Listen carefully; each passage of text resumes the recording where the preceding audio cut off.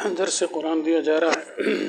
اعوذ باللہ من الشیطان الرجیم، بسم اللہ الرحمن الرحیم۔ وَإِذْ قَالَ رَبُّكَ لِلْمَلَائِكَةِ إِنِّي جَاعِلٌ فِي الْأَرْضِ خَلِيفَةً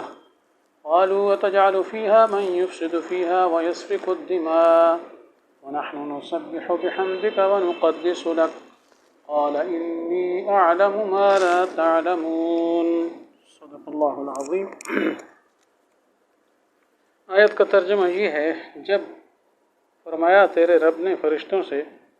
کہ بے شک میں بنانے والا ہوں زمین میں ایک نائب، تو فرشتوں نے کہا کہ آپ بناتے ہیں اس میں زمین میں اس شخص کو جو فساد کرے گا اس میں اور خون بہائے گا، حالانکہ ہم آپ کی تسبیح، آپ کی خوبیوں کی تسبیح پڑھتے رہتے ہیں اور آپ کی پاکی بیان کرتے رہتے ہیں۔ تو اللہ تعالیٰ نے فرمایا بے شک میں جانتا ہوں وہ جو تم نہیں جانتے۔ تو ما قبل کی آیات جو کل کے درس میں تھیں اس میں یہ آ چکا اللہ تعالیٰ نے تمہارے لیے یہ پیدا کیا وہ پیدا کیا، تو گویا پہلی آیات جو تھی کیف تکفرون باللہ سے آخر تک وہ اللہ تعالیٰ کی توحید کے دلائل بھی تھے اور ساتھ ساتھ اللہ تعالیٰ کی خاص نعمتوں کا تذکرہ تھا جو تمام انسانوں کو وہ انعامات شامل تھے، زمین و آسمان کی تخلیق، اس کے درمیان کی چیزوں کی انسانی ضروریات کی تخلیق، جو تفصیل ہے پوری وہ گزر چکی ہے۔ تو اس طرح یہاں وَإِذْ قَالَ رَبُّكَ لِلْمَلَائِكَةِ یہاں سے پھر ایک خاص نعمت اور کا ذکر ہے۔ تو پہلی نعمتیں ظاہری نعمتیں تھیں، اب یہ معنوی نعمت ہے کہ دیکھو آدم علیہ السلام کی تخلیق کا قصہ یہاں بیان کیا جا رہا ہے۔ تمہارے باپ آدم کو یوں پیدا کیا، فرشتوں کے سامنے ان کی تخلیق سے پہلے خلیفہ ان کو کہا گیا، اسی طریقے سے آگے ان کو وحی کی، ان کو مسجود ملائکہ بنایا جی۔ تو اس طریقے سے ہمارے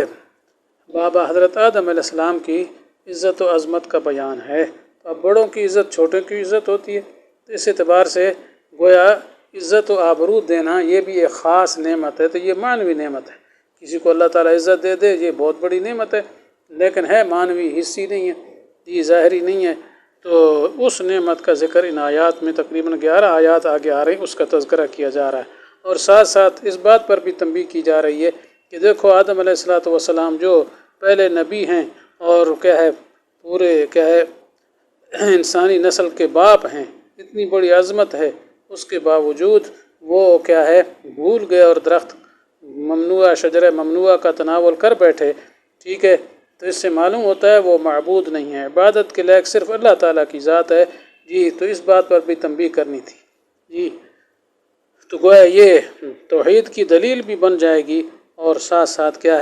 انعام خاص کا تذکرہ بھی ہو جائے گا۔ تو یوں ما قبل سے اس آیت کا ربط بھی جڑ گیا۔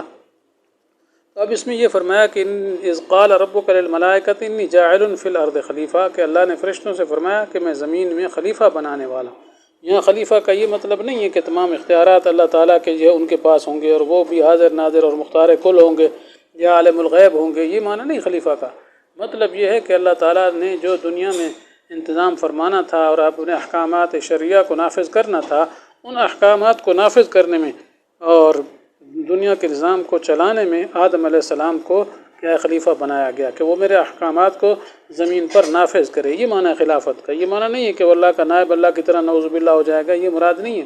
جیسے دنیا میں بادشاہ کا خلیفہ جو ہوتا ہے وہ بادشاہ کے تمام اختیارات جو اس کے پاس آ جاتے ہیں، یہ مراد ہرگز نہیں ہے۔ اس وجہ سے اس سے حضرت آدم علیہ السلام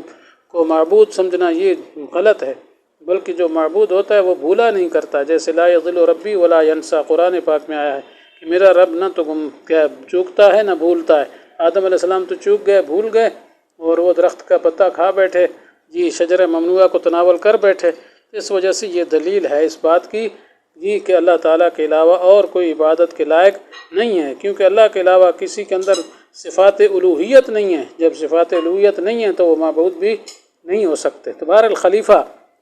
کا معنی یہی ہے کہ احکام شرعیہ کو نافذ کرنے میں نیابت ہوگی۔ تو اللہ تعالیٰ نے فرشتوں کے سامنے یہ بات کیوں رکھی؟ ٹھیک ہے، کیونکہ یہاں صورت تو مشورہ کی بن رہی ہے، کیا مقصود تھا کہ اللہ تعالیٰ فرشتوں سے مشورہ لینا چاہتے تھے یا فرشتوں کا کوئی حق تھا؟ جی اس حق کی بنا پر اللہ تعالیٰ نے ان کے سامنے رکھا کہ یہ ناراض نہ ہوں بعد میں کہ ہمیں کیوں نہیں بتایا، جیسے برابر کے ہوتے ہیں تو وہاں اگر اس کو بات نہ بتائی جائے تو وہ ناراض ہوتے ہیں، یار دیکھو ہمارے حق برابر تھے اس معاملے میں تو تم نے یہ بات ایسے کر ڈالی، کم از کم ہمیں تو شیئر کرتے، ہمیں تو بتاتے، اس وجہ سے بتایا، یا صرف مقصود یہ تھا کہ فرشتے اپنے رائے کا اظہار کر لیں؟ ٹھیک ہے، تو ظاہر ہے پہلی بات تو نہیں ہو سکتی، کیونکہ مشورے کی ضرورت تو اس کو ہوتی ہے جس کو پتہ نہ ہو، اور مشورہ اس لیے لیا جاتا ہے تاکہ اس کام کے جو دوسرے پہلو ہیں وہ بھی سامنے آ جائیں، کسی کی بات اچھی سامنے آ جائے تو اس پر عمل کر لیا جائے، مشورہ اس لیے لیا جاتا ہے، ٹھیک ہے۔ لیکن اللہ تعالیٰ جو عالم الغیب ہیں، خالق کائنات ہیں، اس کو تو ہر چیز کے تمام پہلوؤں کا پورا پتہ ہے، ٹھیک ہے، اس کو مشورے کی بالکل قطعاً کوئی ضرورت نہیں ہے۔ اور دوسرا یہ ہے کہ اللہ کے برابر کسی کا حق ہو، ایسی بات بھی ہرگز نہیں ہے، ٹھیک ہے، اللہ جو کرے کسی کو اس کے اوپر اعتراض کرنے کی گنجائش بھی نہیں ہے۔ خود اللہ تعالیٰ فرماتے ہیں لا یسأل عما یفعل وہم یسألون، یہ اللہ تعالیٰ جو کر لے اس سے کسی کو پوچھنے کا حق نہیں کہ ایسا کیوں کیا، ٹھیک ہے، کوئی یہ نہیں کہہ سکتا مجھے چھوٹا کیوں بنایا تو بڑا کیوں بنایا، تو ہمیں غریب کیوں بنایا تو ہمیں امیر کیوں نہ بنایا، جی ایسا سوال کوئی اس سے نہیں کر سکتا۔ ہاں مخلوق سے سوال ضرور ہوگا، اس لیے فرشتوں کے سامنے تو تیسری بات لگتی کہ اللہ تعالیٰ نے فرشتوں کے سامنے اس لیے یہ بات رکھی تھی تاکہ وہ اپنے رائے کا اظہار کر لیں، تو اللہ تعالیٰ تو ان کی رائے کو جانتے ہی تھے لیکن صرف اظہار کروانا مقصود تھا، جی۔ اور اس میں حکمت کیا ہے کہ اللہ تعالیٰ نے فرشتوں سے جو سامنے یہ بات رکھی، اور صورت چونکہ مشورہ کی تھی تو اللہ کو مشورہ کی ضرورت نہیں تھی، لیکن ہمیں یہ تعلیم دینی تھی جی کہ جب خالق کائنات جس کو مشورے کی ضرورت نہیں ہے اس نے بھی فرشتوں کے سامنے ایک بات رکھی ہے تو ہمیں تعلیم دینی تھی، مشورے کی اہمیت کو کیا اجاگر کرنا تھا کہ تم بھی اپنے کاموں میں مشورہ کر لیا کرو، جی۔ حتیٰ کہ خود رسول اللہ صلی اللہ علیہ وسلم کو بھی اللہ تعالیٰ نے حکم دیا تھا کہ صحابہ کرام سے مشورہ کر لیں، جیسے چوتھے پارے میں آیا وشاورہم فی الامر، جی کہ صحابہ کرام سے معاملات میں کیا ہے مشورہ کر لیا کرو، حالانکہ آپ صلی اللہ علیہ وسلم کو بھی مشورے کی ضرورت نہیں تھی، اللہ تعالیٰ ہی مطلع فرما دیتے، جی جو کام بھی کرنا ہوتا اللہ تعالیٰ سے کیا ہے پوچھ لیتے، حضرت جبریل کا انتظار فرماتے، تو صحابہ کرام تو عالم الغیب نہیں تھے، تو عالم الغیب سے آپ کا رابطہ تھا تو اللہ تعالیٰ سے، تو ادھر سے حکم آ جاتا یوں کرو، جیسے بہت ساری جگہوں میں آیا بھی، تو وہاں بھی مقصود مشورہ کی تعلیم تھی، یہاں بھی مقصود کیا مشورہ کی تعلیم ہے، لیکن حقیقتاً مشورہ لینا فرشتوں سے مقصود نہیں تھا۔ تو جب فرشتوں کے سامنے رکھا تو فرشتوں نے یہ کہہ دیا قالوا اتجعل فیہا من یفسد فیہا، کہ آپ اس میں ایسے مخلوق کو بنا رہے ہیں جو زمین میں دنگا فساد کریں گے اور خون ریزیاں کریں گے، جی۔ تو یہ جو فرشتوں نے کہہ دیا کہ فساد کریں گے، خون ریزیاں کریں گے، یہ کیسے انہوں نے کہہ دیا؟ ان کو کیا پتہ تھا؟ فرشتے عالم الغیب تو نہیں تھے، ٹھیک ہے، تو پھر کس طرح کہہ دیا؟ تو اس کا جواب یہ ہے کہ وہ چونکہ جنات کو پہلے دیکھ چکے تھے اور جنات میں یہ وصف جو تھی کیا فساد کی یہ زیادہ تھی،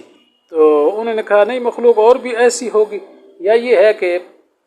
انہوں نے اپنے بارے میں جیسے حضرت بن عباس کی روایت سے معلوم ہوتا ہے اپنے بارے میں یہی سمجھ رکھا تھا جی کہ بس سب سے زیادہ پاکیزہ مخلوق ہم ہی ہیں، پھر یہ ہے کہ اللہ کے ہاں زیادہ فضیلت والی مخلوق اللہ تعالیٰ پیدا نہیں کریں گے، یہ ان کی رائے تھی، اسی وجہ سے کہہ دیا اتجعل فیہا من یفسد فیہا۔ باقی یہ ہے کہ اللہ پر اعتراض کرنا مقصود نہیں تھا، مقصود فرشتوں کا صرف یہ تھا یہ کہ ہمیں اس کی سمجھ نہیں آ رہی، آگے کہہ رہے ہیں نحن نسبح بحمدک ونقدس لک، ہم ہر وقت آپ کی خوبیاں بیان کرتے رہتے ہیں، آپ کی تعریفیں بیان کرتے رہتے ہیں، آپ کی پاکی بیان کرتے رہتے ہیں، تو ہمارے